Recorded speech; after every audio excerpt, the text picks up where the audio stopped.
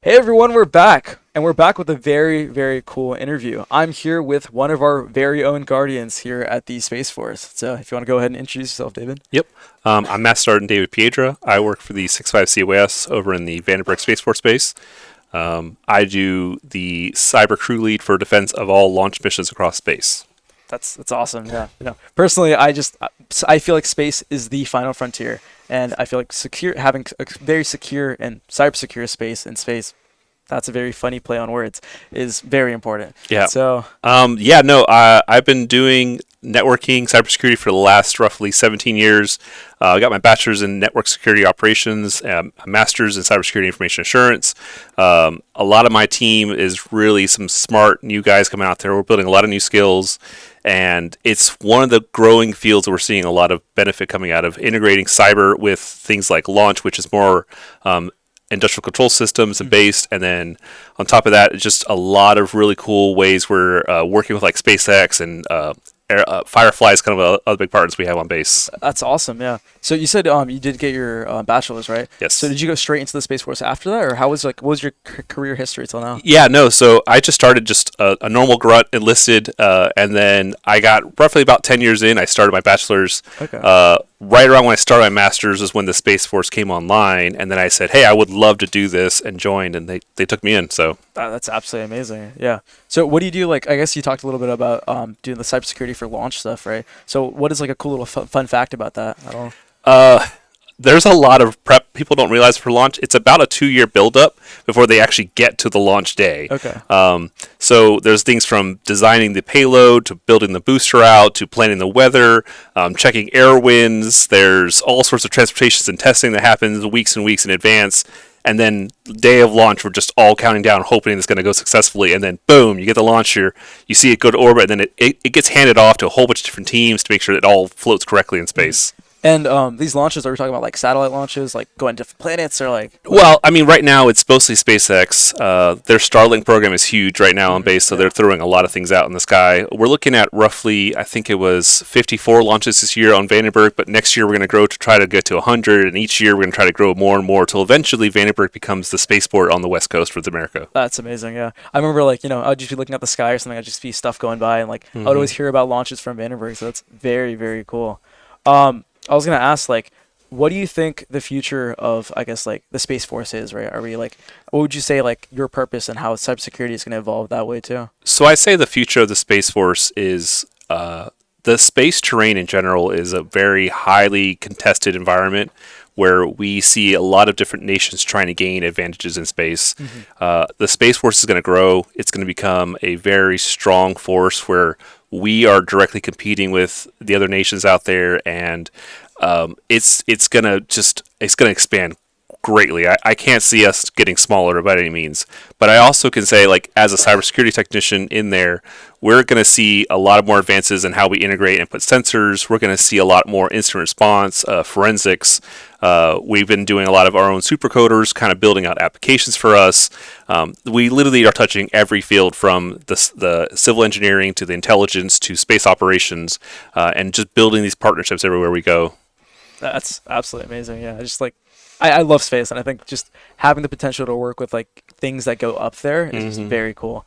I guess last question for you is, how would I get to where you are today, right? How would I join the Space Force, and what would you recommend to people that? Yeah, so definitely, if you're interested in doing the Space Force, start with your recruiting office. There's really three main skills we look in Space Force. We're looking for cyber, we're looking for space operations, so people who actually control the satellites, and then intelligence officers or teammates who are building intelligence from what we get from space.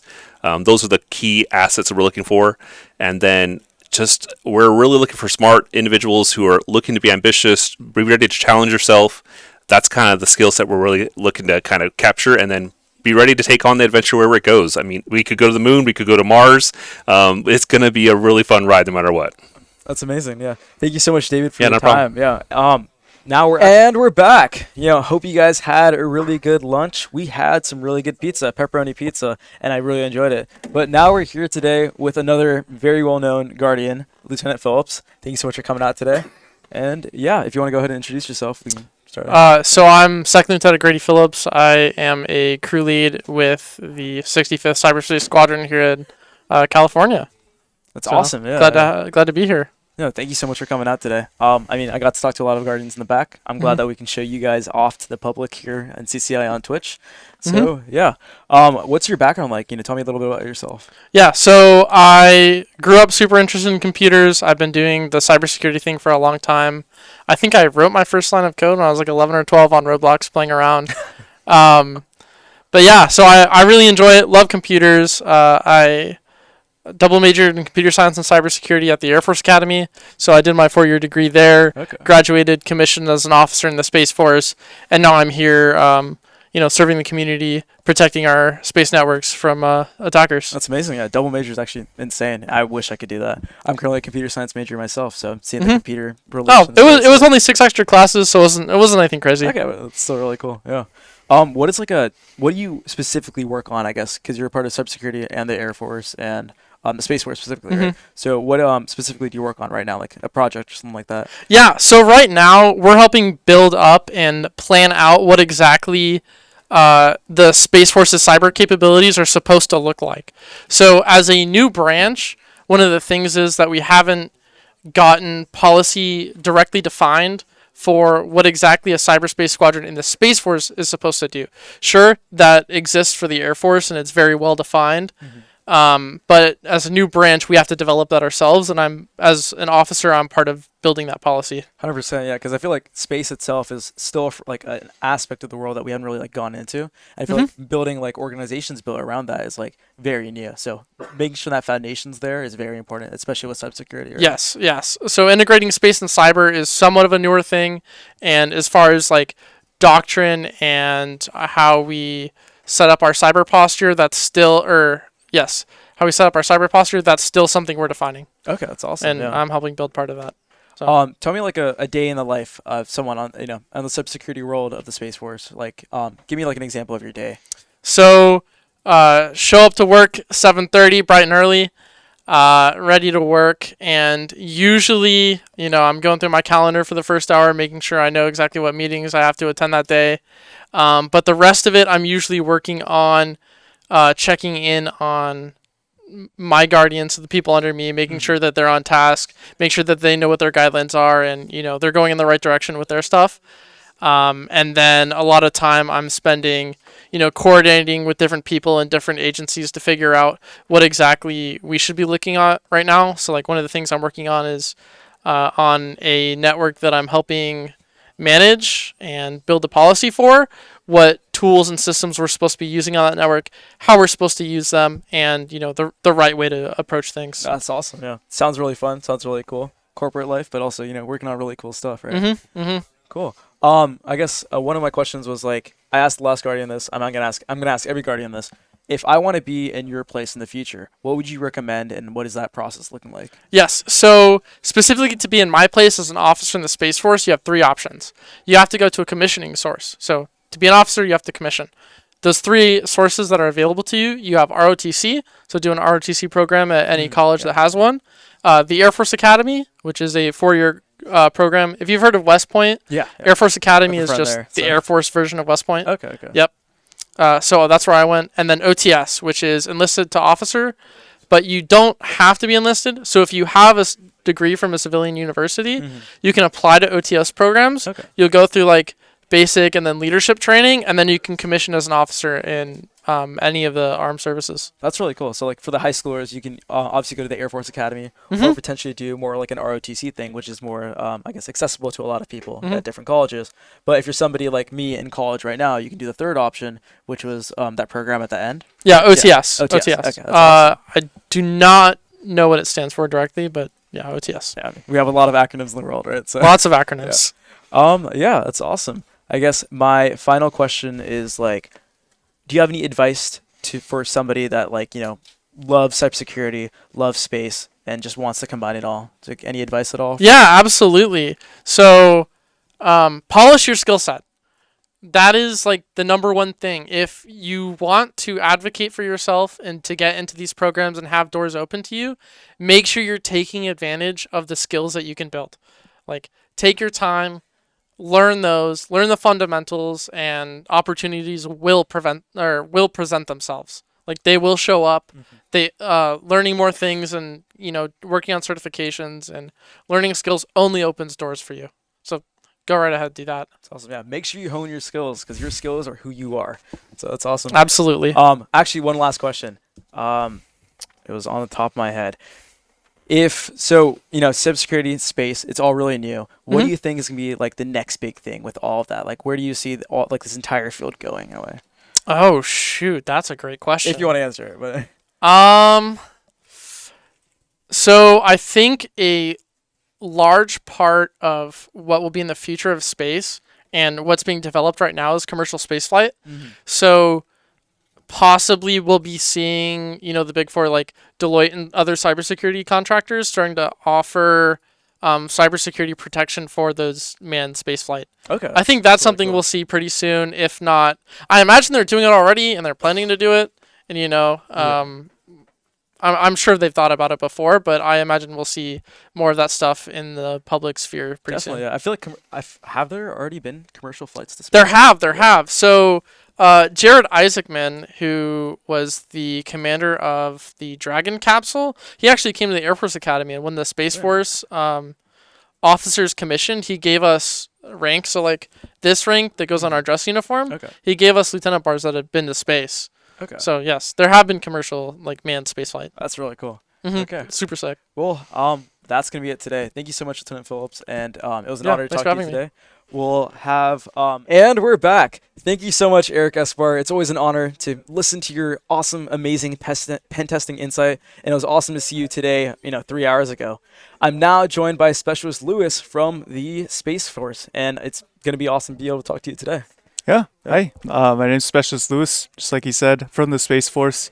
I'm out here at the 6th Cyber Squadron in Vandenberg, California. So, short drive for me. I'm just, enjoying seeing all of this going on out here. It's a great opportunity to come down and look at all of this stuff going on live. It's great. Yeah. Thank you so much. Yeah. I feel like a lot of us put in a ton of work for this, and we're glad that people can see it and we can see the fruits of our.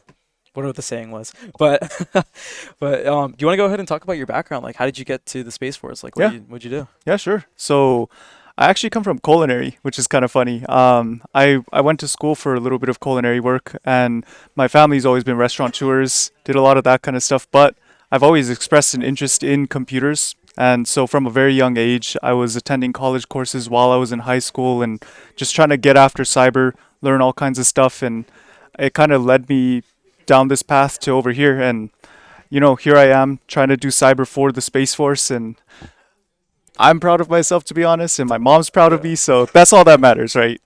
No, it's amazing. Like culinary work, like cooking, full-on cooking, or like how did that process go? So I was going to, this was my intent, was to open a bakery and also be the main baker, come up with recipes, and kind of I wanted to do a low-cost bakery and provide to the community. That was my initial goal.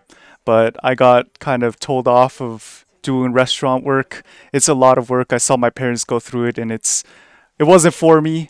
So I just stuck with cyber, and honestly, I'm glad I did. I'm really having the time of my life out here. No, it's really cool. I feel like tech unites us all, no matter like we're all from like different types of fields and different types of backgrounds, but technology is what unites us and brings us to here we are now. So it's really cool that came from like culinary background to now cybersecurity at the Space Force too, right? Yep. So I guess like, what was the whole process of getting to where you are now? Like you talked about like why and like what you went through, but like what was the programs and what did you do for that? Yeah. So a lot of what I joined for was actually for education. So I went through a little bit of schooling towards my cybersecurity degree, and I additionally ventured into mathematics a little bit. So I did a lot of really nerdy stuff. And what I ended up doing was joining the military to get hands-on experience and to kind of take advantage of the free education that they provide. And a lot of that stuff is what I received exactly as I expected it. And I'm very, very grateful to the military, honestly, for putting me through all of this.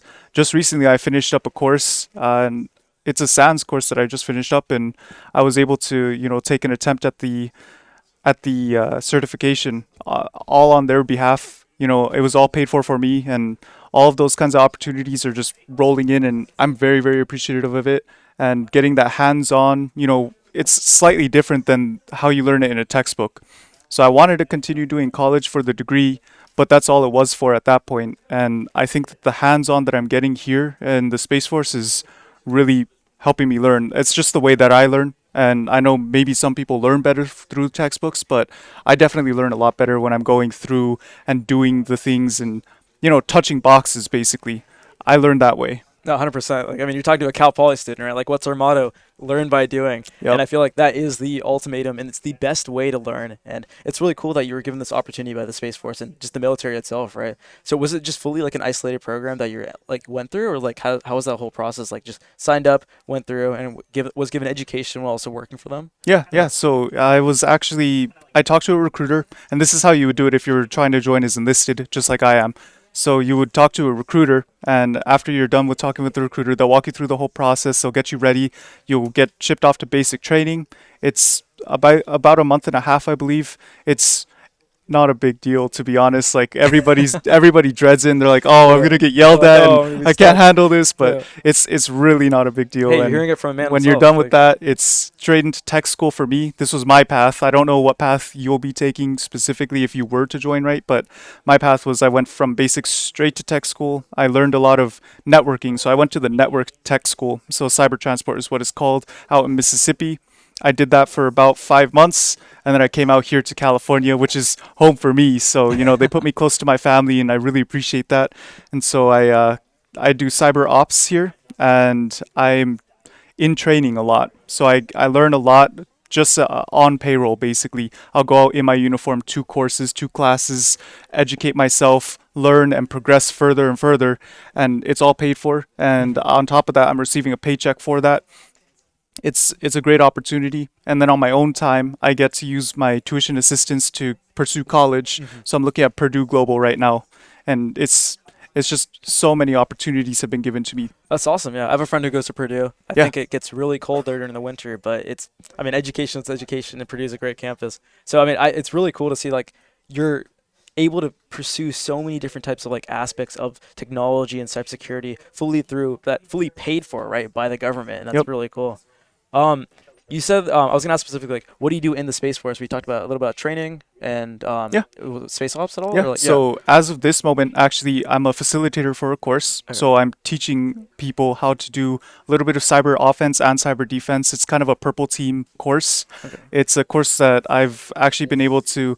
I was blessed with the opportunity to help a little bit during the production of, and kind of, I guess, restructuring the course. So it was already built out. I went there. I was one of the first students to go through the course, and I was able to bring it together and kind of give my thoughts on it. We were able to restructure it a little bit, and I was given the opportunity to be one of the facilitators for that course, which I'm enjoying my time a lot. That's It's a awesome, lot yeah. of fun. Yeah, teaching's pretty fun. I don't do that much of it, but what did you mean by purple team? Like, what's the terminology with that? Yeah, Like, how does that so work? purple isn't just kind of red and blue teams mixed together, red and blue making purple. Yeah. So the idea behind this course is kind of teaching the students a little bit of blue team and a little bit of red team, just Okay. a mile wide and an inch deep kind of thing, where they get to experience all kinds of things and kind of see where they want to take their own knowledge and Okay. pique their interest. Because at the end of the day, if the individual doesn't have the interest or the want or the drive for it, it's a little bit hard to push something on someone. 100%, As an yeah. example, like I was taught piano from a young age. I didn't have the drive for it, and I ended up dropping it, and that's just what happens. But these people, they're picking up the drive, and I'm watching their eyes light up as they're learning these things, and I love that. Yeah, 100%. I mean, it's curiosity that drives you, right? If you're not passionate about something, you're not going to get something done. I wish all the parents that force their kids not to force them that hard, and all the kids to find stuff. You got to find what you want to do, and it's that back and forth balance, right? So that's really cool. Yeah. I guess like, why does what you do matter, right? Like, why does it matter? I guess Yeah. in a way. So everything that I do as a member of the military, at the end of the day, it affects things higher up on the chain, and it's a large part of it is being a part of an organization and being able to defend a lot of American things, and working towards the greater American good. And I appreciate being able to serve the country, and walking around and hearing people say thank you for your service. It really brings my day up, and I appreciate everyone that still does that. I know there's some. It feels good. It feels Yeah. good is what I'm trying It's to amazing. say. Yeah. Well, we need you there, and we really appreciate everything you've done for us. Last question, I guess, or I guess I have the last two questions. If you had any advice for someone, I guess like trying to get into what you're doing, like what would you give them right now? Yeah. I think, like I said, curiosity is what will drive you forward. Just take yourself, and if you want to learn something, go for it. Send yourself off the deep end in it. Just learn as much as you can, acquire knowledge, and just like Lieutenant Phillips said earlier, just those things, they'll lead to opportunities in the future. Just keep on learning, keep on pushing yourself to, chase your curiosities. Don't let them just dry up and die, because it's a wasted line that you could have followed, if that makes sense. It's a great opportunity when you're curious about something. With the amount of information we have on the internet, just chase it. 100%. Yeah. We have I feel like we're very gifted in a way that we have so much access to like everything we want to, right? You can Google anything you want to. You can search up whatever you want to do. You have AI that can teach you things. Might as well use all those resources and just keep on pushing forward. That's awesome. I guess last question for you is, what do you think the future of cybersecurity is, whether it's with the Space Force, whether it's with like us civilians, or like the world in general? Yeah. With cybersecurity, there's a lot of avenues and a lot of directions that we can go. And something that I've been looking into more and more recently is actually machine learning and AI. Yeah. That kind of stuff really interests me. And I've been seeing a lot of people pushing to use it for blue teaming and even for red teaming. And then on top of that, the securing of those networks in and of themselves, those systems rather, in and of themselves. So I think that a lot of the future of cybersecurity is going to involve AI, as will a lot of fields. And just from my personal opinion, it's a really cool and really interesting world. And I can't wait to see how that technology progresses. Yeah, 100%. I feel like nowadays AI is kind of controversial. You got your pros and your cons, but like I feel like a lot of things have their pros and their cons. It's about finding the right balance between the two and getting stuff done. Exactly. But yeah, thank you so much, Lewis. It was course. actually an honor to be able to talk to you today, and thank you for your service. I appreciate it. Thank you so much. Thank you. Thank you for having me. Next, we'll be doing a video interview.